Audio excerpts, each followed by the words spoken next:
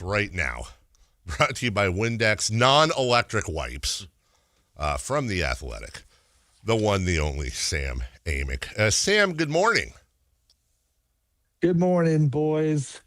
We in coffee mode, so you're Yeah. gonna have to deal for 30 seconds. Nope, How is everybody? we're good, and that's fine. Like we Busy said, day. we love giving you crap when something happens or technically goes wrong. But this is always my favorite Sam Amick interview, perhaps of the year, deadline day, Sam, because as we were telling the audience before you came on, this is where you have carte blanche more than ever before. You got to take a phone call, we get it. You gotta send a text. No problem. It's deadline day. You're on this thing, and let me ask you, Sam. Do you have just the one phone, or do you have like the personal phone and then like the NBA burner phone? Just one phone. I know that's not as mysterious or Mm. sexy as your idea, but one phone, just getting rolling. I mean, the fun part, and I say fun in air quotes, is that most days on this job, I love being a West Coaster because you can walk, what games are earlier and all that stuff. It's tough on trade deadline day because you wake up to a flurry of activity and communication from NBA people and colleagues who have been rolling a little bit earlier than you. So Mm. we're dealing with that a little bit today, but just one phone. From the business side of things, Sam, from your profession, and you've done this a long time, the percentage of stuff you are pursuing versus, hey, Sam, I got this tip, and people reach out to you and go, hey, check out what this team is doing, or I got some really good intel about this potentially going down. How much are you pushing from what you know to others kind of giving you info? Honestly, Jay, it's changed over the years. I mean, there was a time when I was obsessed with, trying to break as much as I could. Um, and, certainly that's still a worthy, fun part of the job. To Shams' credit, he's dominating that market. It's, but I think to answer your question, it becomes like, a game of like going fishing where like you can't catch what you don't go after. So storyline wise, you decide what to prioritize. Um, a lot of times I'm like this year, I'm pretty Giannis heavy, Giannis focused. Last night spent a lot of time there.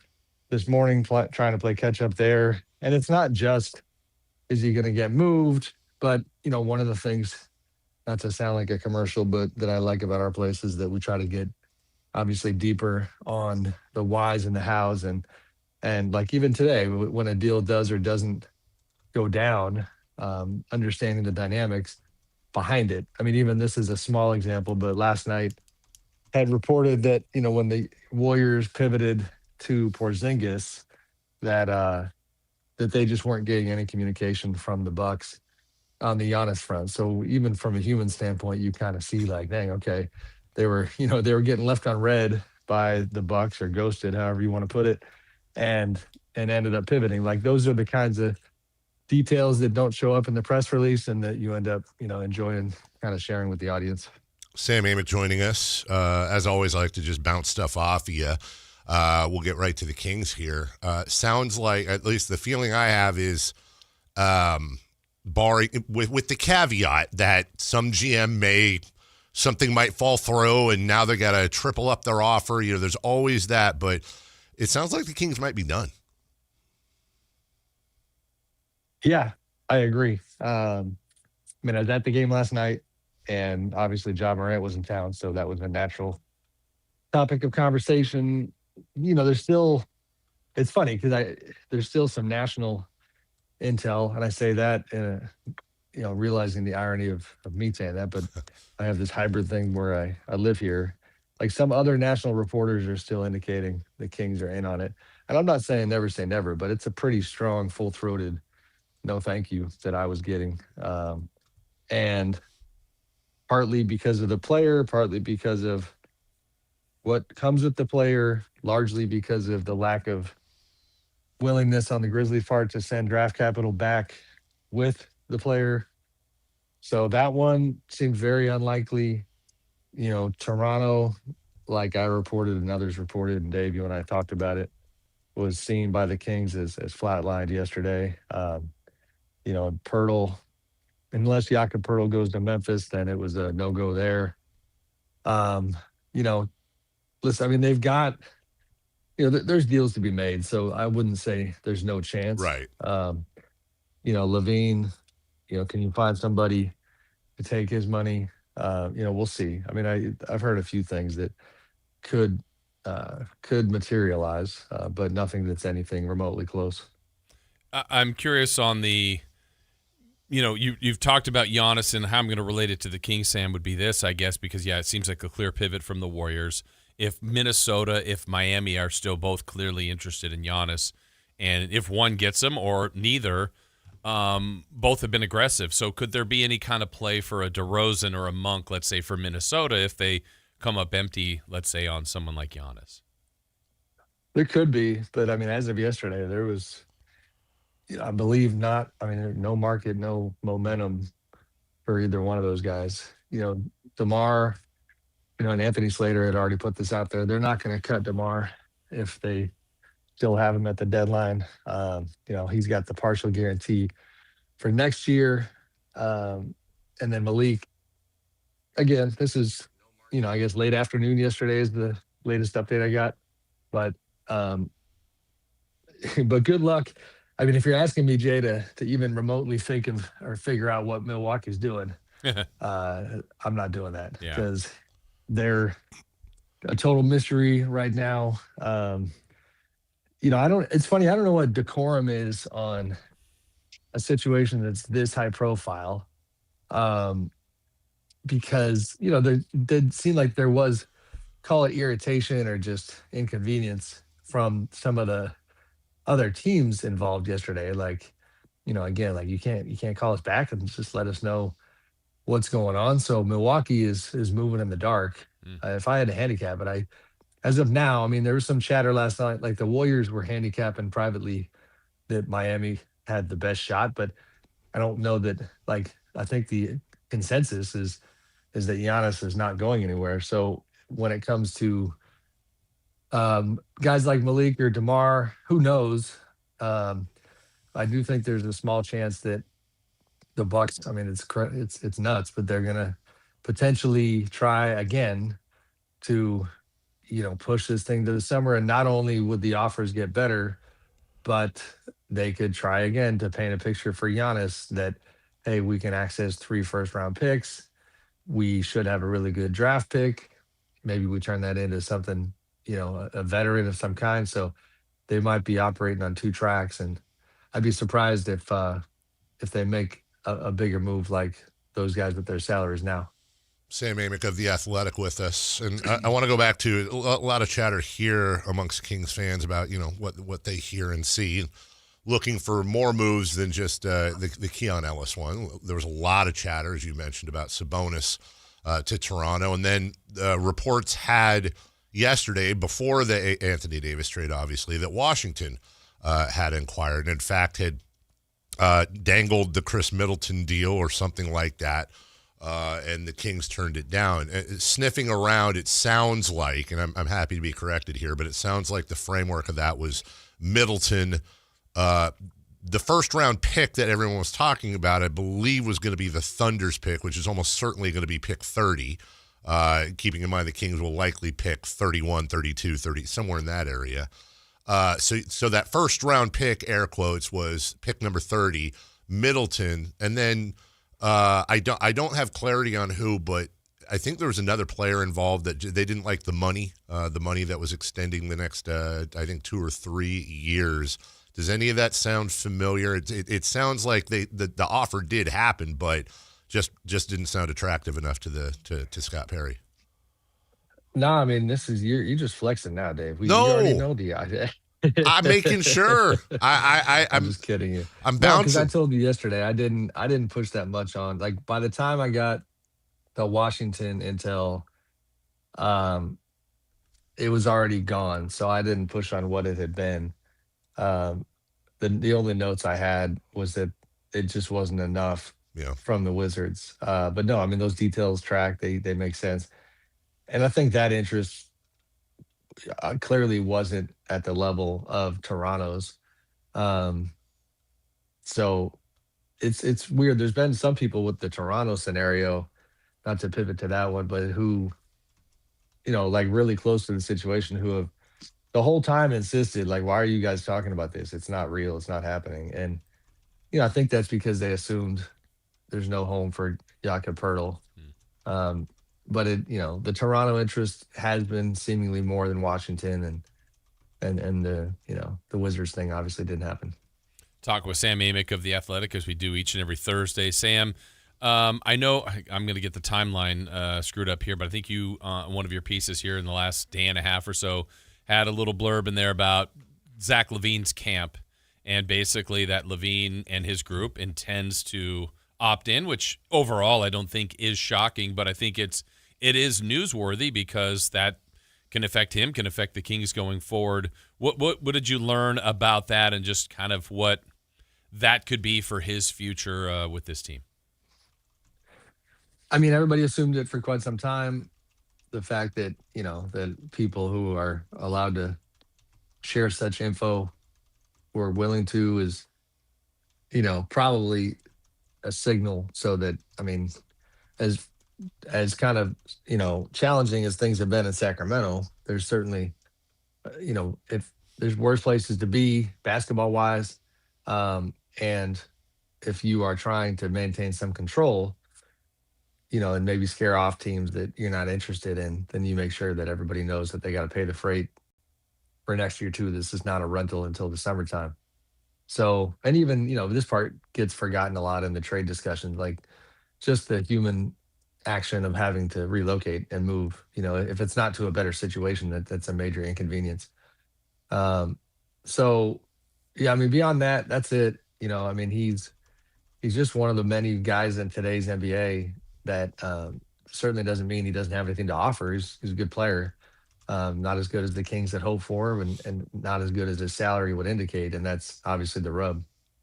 No buyout of DeRozan, no buyout of LaVine.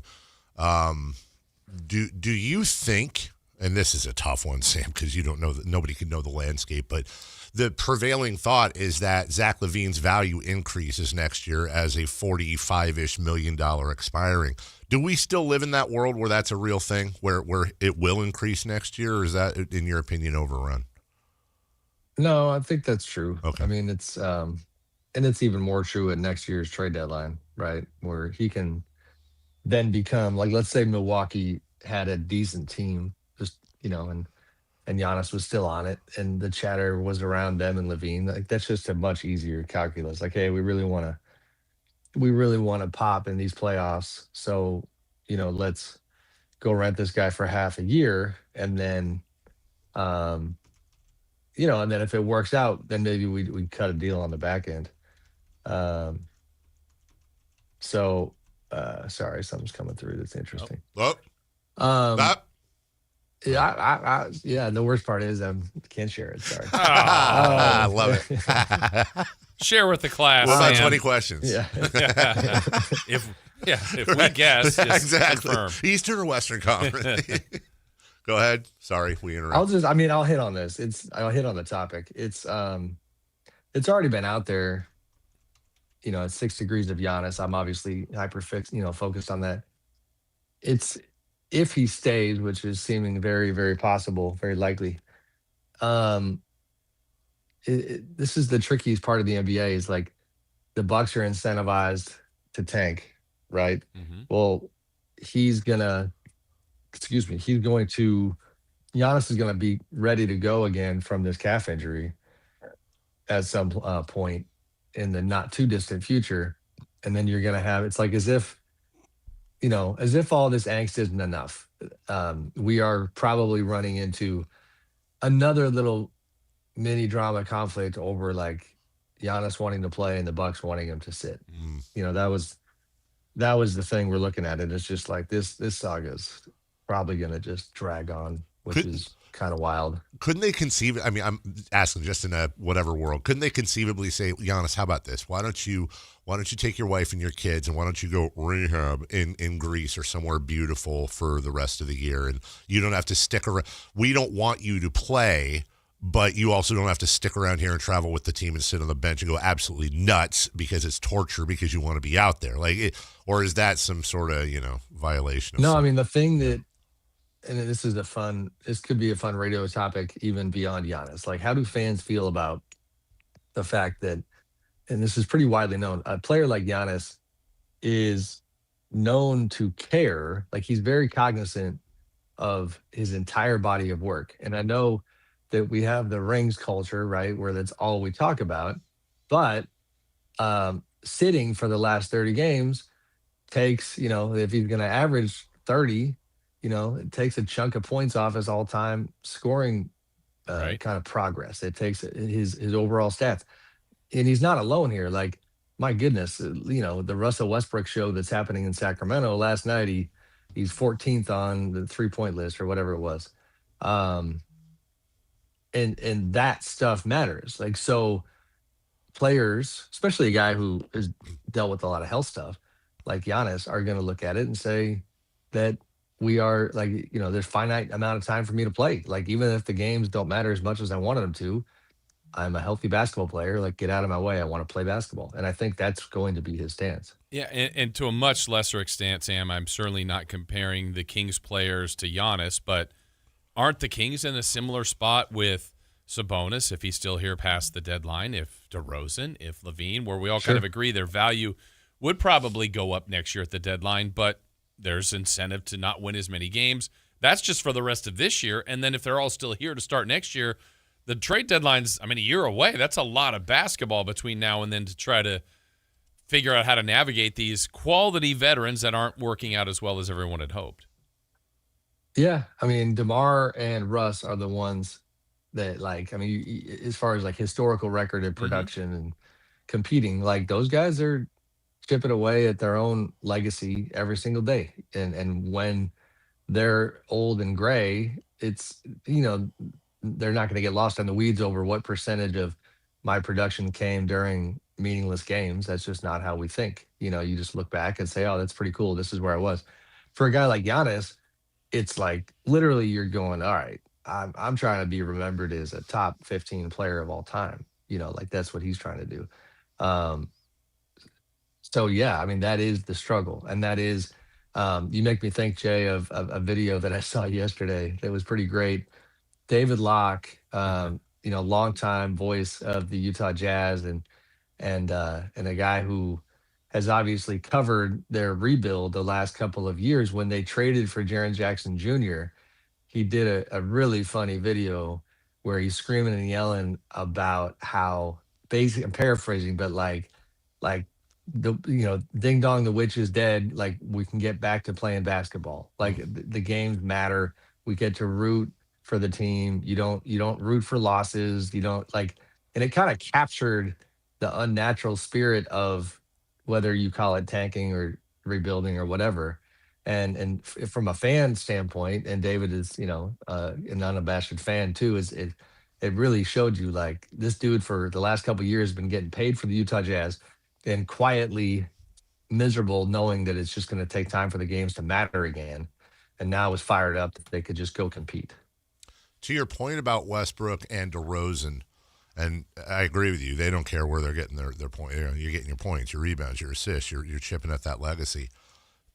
Jason had asked earlier when you talked about next year, and really also, by the way, the rest of this season. Yeah. And it very much sounds like once this trade deadline is over, at least the feel I get is they're really going to lean into the youth, lean into those minutes. I know this sounds silly on the surface, but now if this year and next year you start getting guys like DeRozan and Westbrook getting, 15 minutes a game, do you jump up on a situation where they're like, actually, we'd rather not play than get 10, 15 minutes a game because guess what? Here go my averages. Here go my averages now and in the career, and that matters, and I need 25 to 30 or nothing at all.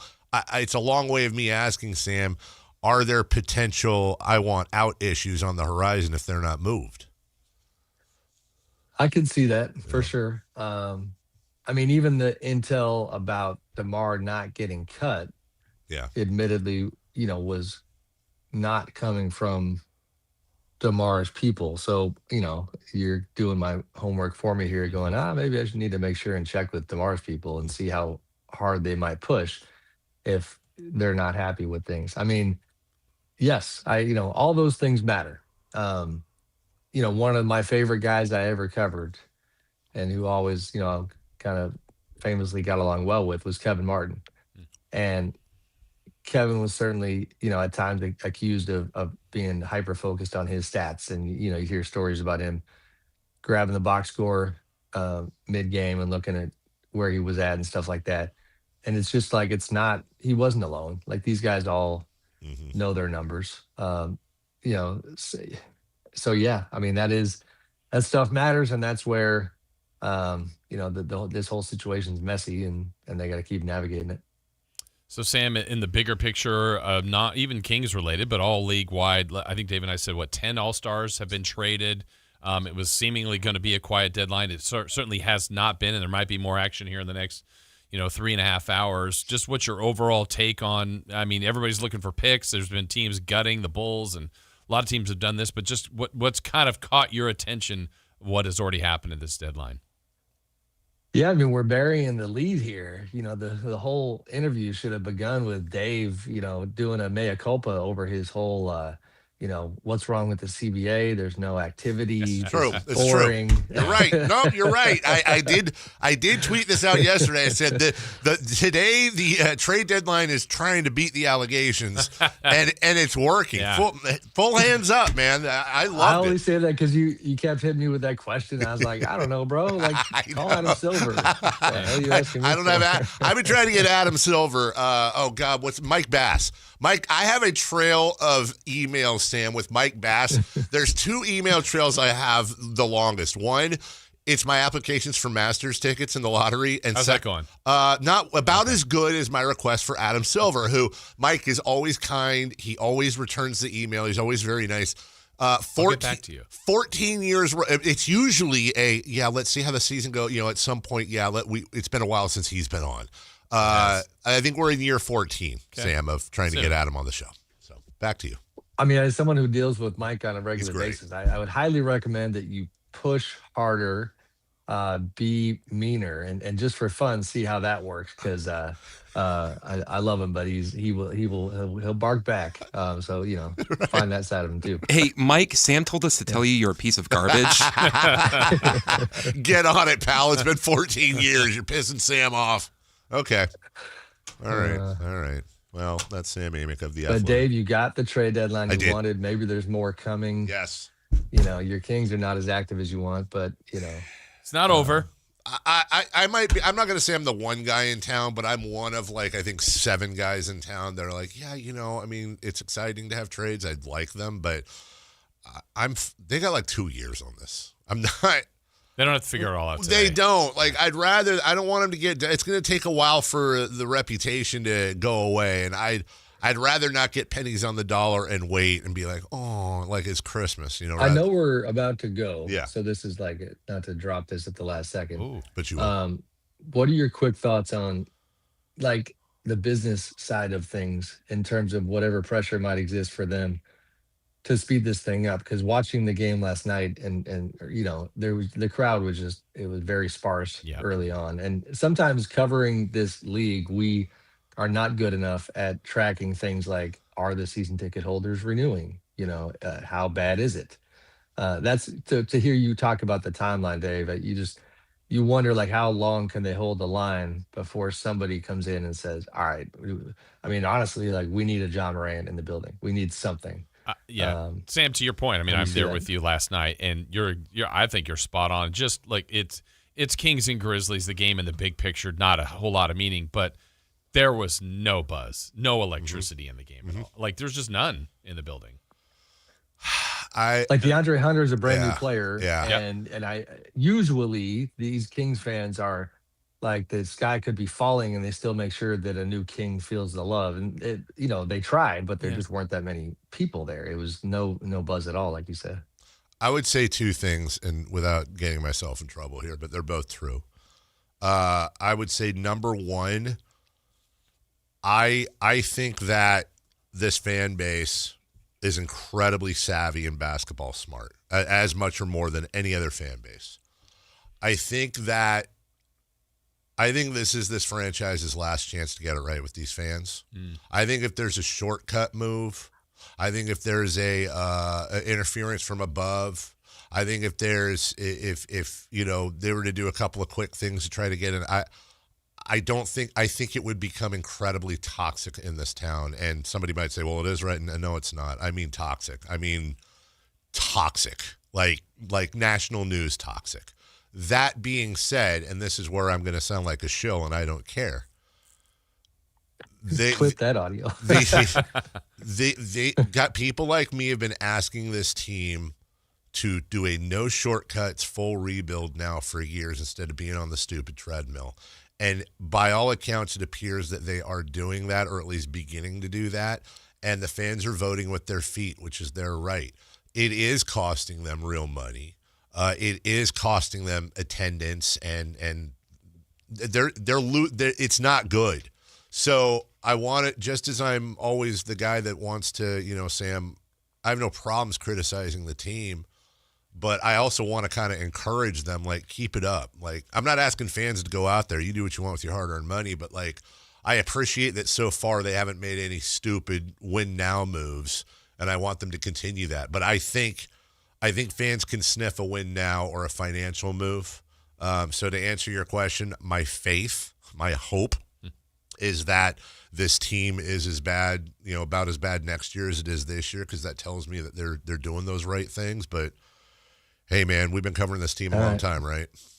Well, then I'll leave with this, and apologies to Fresh on the mic for taking a stray here. Then I would propose that the one thing that needs to go away, and this cracked me up last night, was getting on the mic and screaming at the top of his lungs that let's show the Memphis Grizzlies what a real loud arena sounds like. Oh. And yeah. They're not the only team that does that, but it's like, we probably need to retire. That's fine.